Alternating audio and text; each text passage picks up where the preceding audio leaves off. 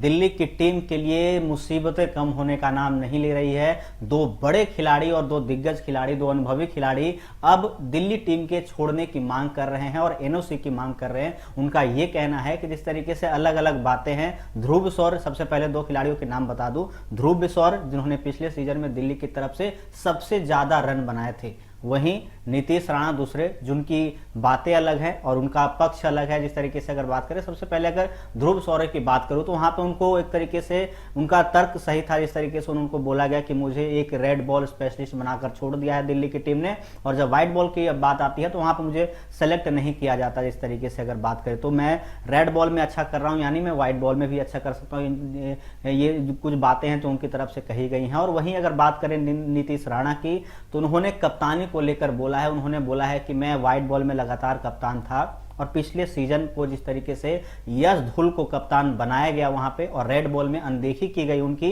ये जिस तरीके से है थोड़ा सा उनका दिल दुखा देने वाला रहा। और अब ऐसा कह सकते हैं कि थोड़ा सा मनमुटाव है जो दिल्ली क्रिकेट बोर्ड से थोड़ा सा चल रहा है उनका डीडीसीए से। और डीडीसीए के जो ज्वाइंट सेक्रेटरी है राजन मनचंदा, जिन्होंने जिस तरीके से बात कही है, क्या कोड का है, सबसे पहले अगर आपको वो बता दूं कि हाँ, यह सच है कि ध्रुव बिशोर और नीतीश राणा दोनों दिल्ली की टीम छोड़ना चाहते हैं और उन्होंने एनओसी की मांग की है। उन्होंने निश्चित एनओसी की मांग की है और हम निश्चित रूप से उन्हें रोकने का अनुरोध करेंगे माफ कीजिए, क्योंकि दोनों वरिष्ठ खिलाड़ी हैं और उन्होंने दिल्ली क्रिकेट की सेवा लंबे समय से की है। लेकिन अंतिम निर्णय उनका होगा। अगर वो ऐसा करना चाहते, ऐसा नहीं करते हैं तो उनकी मर्जी होगी। जिस तरीके से कहा कि उनका स्वतंत्र फैसला हो सकता है, लेकिन रोकने की कोशिश जरूर की जाएगी दोनों को। जिस तरीके से ध्रुव शौर्य की बात करूं तो वहां पे 859 रन बनाए थे, क्वालिफाई नहीं कर पाई थी फाइनल के लिए दिल्ली की टीम, लेकिन रन अच्छे खासे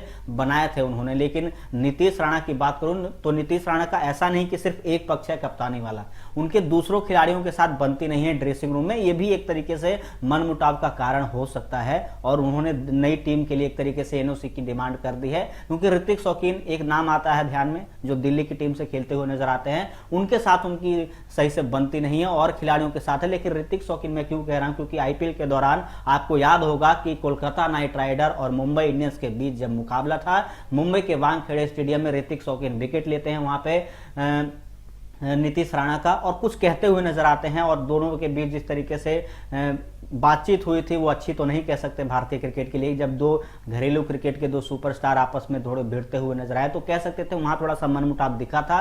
तो वही कारण हो सकता है कि यश धुल को कप्तानी बनाए जाने के बाद, जो पिछले साल बनाया गया है, लंबे समय से कप्तानी कर रहे थे नीतीश राणा, ये भी एक कारण हो सकता है। और ड्रेसिंग रूम में जिस तरीके से मनमुटाव रहता है, ये भी एक कारण है। जिस तरीके से अध्यक्ष रोहन जेटली ने भी जिस तरीके से बोला है कि रोकने की कोशिश की जाएगी उन दोनों को, ऐसा नहीं है, लेकिन अंतिम फैसला उन्हीं का होगा। अगर उनको जाना है, दूसरी टीम के साथ खेलना है, तो वो जा सकते हैं, बिल्कुल स्वतंत्र है। रवि बिश्नोई का भी मामला याद आता है, जिस तरीके से कुछ दिन पहले उन्होंने भी राजस्थान की टीम छोड़कर गुजरात की टीम ज्वाइन कर ली। उन्होंने खुद फैसला किया था और उन्होंने कारण क्या दिया था कि मुझे राजस्थान की तरफ से उतने मौके नहीं दिए जा रहे हैं जितने मैं डिजर्व करता हूं, और जिस तरीके से स्पिन फ्रेंडली पिचों पर भी मुझे मौका नहीं दिया जाता, तो ये थोड़ा सा मनमुटाव था उनका। उन्होंने राजस्थान छोड़ा और गुजरात की टीम ज्वाइन कर ली। तो ऐसा क्या ध्रुव शौर्य और नीतीश राणा के साथ होता हुआ नजर आ रहा है, ये एक बड़ा सवाल है। क्या वो रुक पाएंगे, नहीं रुक पाएंगे, कप्तानी फिर से नीतीश राणा को दी जाएगी, नहीं दी जाएगी, तो ये देखना होगा जिस तरीके से क्या अपडेट आती हैं। फिलहाल इस वीडियो में इतना ही,